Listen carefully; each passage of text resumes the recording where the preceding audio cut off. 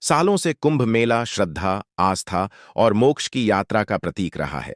गंगा, यमुना और अदृश्य सरस्वती के संगम पर लाखों करोड़ों लोग अपने पापों से मुक्ति पाने के लिए आते हैं।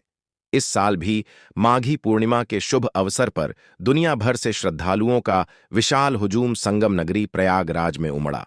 साधु संतों की टोलियां, अखाड़ों की शोभा यात्रा और भक्तों की भीड़ ने पूरे माहौल को आध्यात्मिक बना दिया। सुरक्षा के पुख्ता इंतजाम थे। पुलिस और स्वयं सेवक हर ओर तैनात थे। लेकिन जैसे जैसे सूरज उगता गया, श्रद्धालुओं की भीड़ बढ़ती गई। हर कोई संगम में डुबकी लगाने को आतुर था। प्रशासन की तरफ से रास्ते निर्धारित किए गए थे, लेकिन आस्था की लहर इतनी तीव्र थी कि लोग इन व्यवस्थाओं को दरकिनार कर आगे बढ़ते जा रहे थे। सुबह के 7 बजते ही भीड़ बेकाबू होने लगी। लोग बैरिकेडिंग के बाहर से भी प्रवेश करने लगे। प्रशासन के लिए स्थिति को नियंत्रित करना मुश्किल हो रहा था। सुरक्षाकर्मी लोगों को अनुशासन में रखने की कोशिश कर रहे थे, लेकिन संगम तक पहुंचने की होड़ में श्रद्धालु किसी की बात नहीं सुन रहे थे।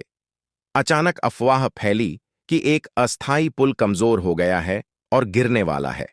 बस फिर क्या था, भगदड़ मच गई। लोग इधर उधर भागने लगे, कुछ एक दूसरे को धक्का देकर आगे निकलने की कोशिश करने लगे।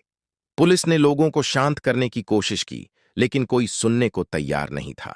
भीड़ की धक्का मुक्की में कई लोग नीचे गिर गए। कुछ को पैरों तले कुचल दिया गया, कुछ दम घुटने से बेहोश हो गए। चारों ओर चीख पुकार मच गई। जिनके परिजन उनसे बिछड़ गए थे, वे बदहवास होकर उन्हें ढूंढ रहे थे।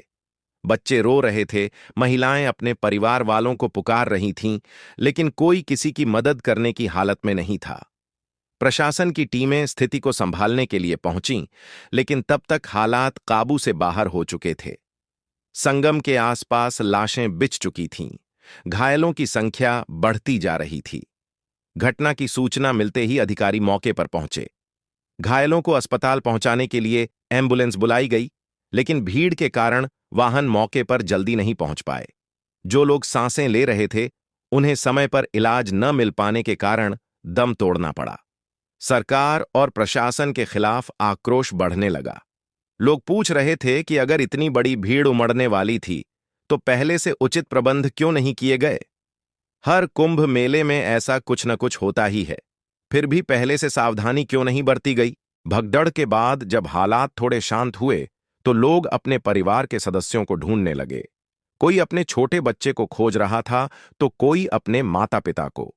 गुमशुदा लोगों की तलाश के लिए अनाउंसमेंट किए जा रहे थे, लेकिन जिनकी जान जा चुकी थी, उनके परिजन बदहवास थे। अस्पतालों और शवगृहों के बाहर लोगों की लंबी कतारें लगी थीं। हर किसी को डर था कि कहीं उनके अपनों का नाम मृतकों की सूची में न हो। कुछ को उनके प्रियजन मिल गए, लेकिन कुछ के लिए यह तलाश कभी खत्म नहीं हुई। घटना के बाद सरकार हरकत में आई। जांच के आदेश दिए गए। दोषियों पर कार्रवाई करने की बात कही गई। मृतकों के परिवारों के लिए मुआवजे की घोषणा की गई। लेकिन सवाल यह था कि क्या पैसे से उन जिंदगियों की भरपाई हो सकती थी। राजनीतिक दलों ने इस त्रासदी को भुनाना शुरू कर दिया। विपक्ष ने सरकार पर लापरवाही का आरोप लगाया, तो सरकार ने इसे अफवाह फैलाने वालों की साजिश बताया। लेकिन जिन परिवारों ने अपने प्रियजनों को खो दिया था, उनके लिए यह बहसें बेमानी थीं। कुंभ मेले का उद्देश्य आस्था और मोक्ष प्राप्ति होता है, लेकिन यह हादसा दिखाता है कि कैसे व्यवस्था की कमी आस्था पर भारी पड़ सकती है। हर साल लाखों लोग कुंभ में आते हैं, लेकिन प्रशासन अब तक ऐसी भीड़ को नियंत्रित करने का सही तरीका नहीं खोज पाया। धार्मिक आयोजनों में व्यवस्थाओं की अनदेखी और लोगों की लापरवाही अक्सर ऐसी घटनाओं को जन्म देती है। सवाल यह था कि क्या भविष्य में ऐसे हादसे टाले जा सकते हैं। कई परिवारों के लिए यह हादसा जिंदगी भर का दर्द बन गया। किसी ने अपने माता पिता को खो दिया, तो किसी ने अपने बच्चों को। कुछ महिलाएं विधवा हो गईं, कुछ बच्चे अनाथ। जो लोग इस हादसे में बच गए, वे भी मानसिक आघात से गुजर रहे थे। हर कोई यही सोच रहा था कि अगर सुरक्षा व्यवस्था थोड़ी और मजबूत होती, तो शायद इतनी जिंदगियां बचाई जा सकती थीं। इतिहास गवाह है कि कुंभ मेले में इस तरह की घटनाएं पहले भी हो चुकी हैं, लेकिन हर बार यही होता है। हादसा, मौतें, जांच, मुआवजा और फिर भूल जाना। क्या यह आखिरी हादसा था? शायद नहीं, क्योंकि जब तक भीड़ प्रबंधन के ठोस उपाय नहीं किए जाएंगे, तब तक ऐसी घटनाएं होती रहेंगी। हादसे के कुछ महीनों बाद सब कुछ सामान्य हो जाता है। लोग फिर से अगले कुंभ की तैयारियों में लग जाते हैं, सरकारें फिर से वादे करती हैं। लेकिन जिन लोगों ने अपने प्रियजनों को खोया, उनके लिए यह त्रासदी कभी पुरानी नहीं होती। वे हर बार कुंभ मेले की खबर सुनते ही अपने जख्मों को महसूस करते हैं। उनके लिए यह आस्था का नहीं, बल्कि अपनों को खोने का मेला बन गया। जिन परिवारों ने अपने प्रियजनों को खो दिया, उन्होंने न्याय की मांग की। हादसे की जांच के लिए एक उच्च स्तरीय समिति बनाई गई, लेकिन यह जांच कब पूरी होगी और इसका नतीजा क्या होगा, कोई नहीं जानता था। पीड़ित परिवारों को उम्मीद थी कि दोषियों को सजा मिलेगी, लेकिन सरकारी फाइलों में ऐसी घटनाएं अक्सर धूल फांकती रह जाती हैं। कुछ पीड़ितों ने अदालत का दरवाजा खटखटाया, तो कुछ ने मीडिया के जरिए अपनी आवाज उठाने की कोशिश की। लेकिन समय बीतने के साथ साथ मामला ठंडा पड़ने लगा। लोगों की जिंदगियां आगे बढ़ने लगीं, लेकिन उन परिवारों की नहीं जिनके अपने इस हादसे में चले गए थे। इस हादसे में कई लोग अपने परिवारों से बिछड़ गए थे। कुछ की लाशें मिलीं, लेकिन कुछ लोग अब भी लापता थे। उनके परिवार वाले महीनों तक दर दर भटकते रहे, हर जगह अपने खोए हुए परिजनों की तस्वीरें लेकर पहुंचे। सरकारी एजेंसियों ने कुछ लोगों की तलाश करने की कोशिश की, लेकिन जब कोई सुराग नहीं मिला, तो उन्हें गुमशुदा घोषित कर दिया गया। कुछ परिवारों को यह मानने में सालों लग गए कि उनके अपने अब इस दुनिया में नहीं हैं। उनकी आंखों में अब भी एक उम्मीद बाकी थी कि शायद कभी कोई चमत्कार हो जाए। अगले कुंभ मेले की तैयारियां शुरू हो गईं, लेकिन इस हादसे की कड़वी यादें अभी भी ताजा थीं। प्रशासन ने दावा किया कि इस बार भीड़ प्रबंधन को लेकर सख्त कदम उठाए जाएंगे। लेकिन क्या सच में कुछ बदलेगा? कई परिवारों ने अब कुंभ मेले में जाना ही छोड़ दिया। उनके लिए यह जगह अब मोक्ष की नहीं, बल्कि दर्दनाक यादों की थी। वहीं कुछ लोग फिर भी अपनी आस्था के साथ लौटे, लेकिन उनके चेहरे पर वह पहले जैसी श्रद्धा नहीं थी, बल्कि एक डर भी था कि कहीं इतिहास खुद को दोहरा न दे। जो लोग इस भगदड़ से किसी तरह बचकर निकले थे, वे भी मानसिक रूप से टूट चुके थे।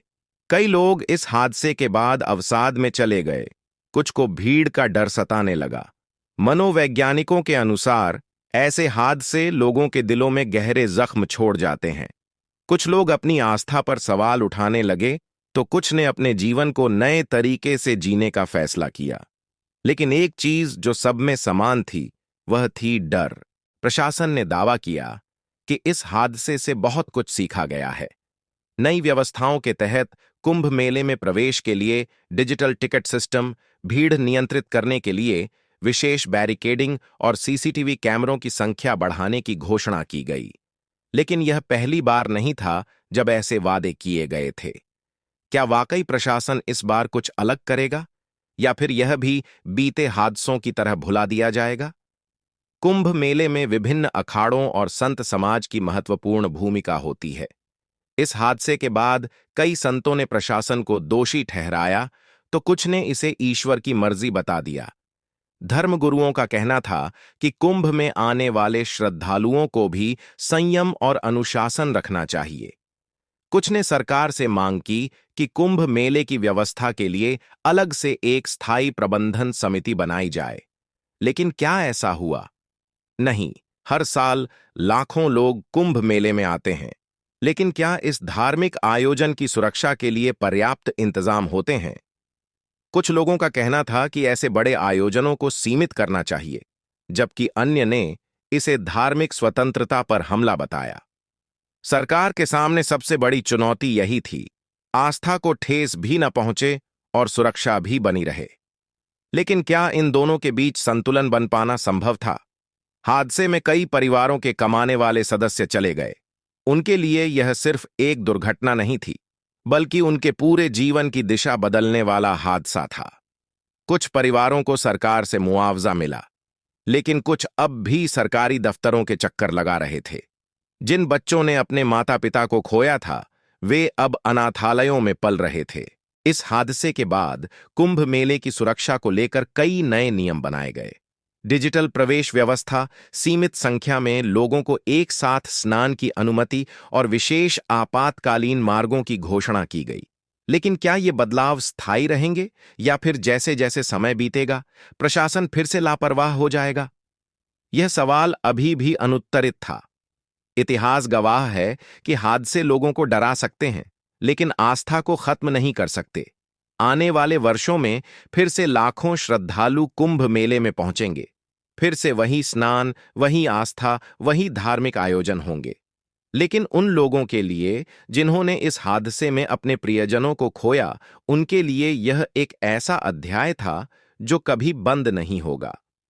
कुंभ मेला उनके लिए सिर्फ एक धार्मिक आयोजन नहीं, बल्कि एक अधूरी कहानी बन चुका था।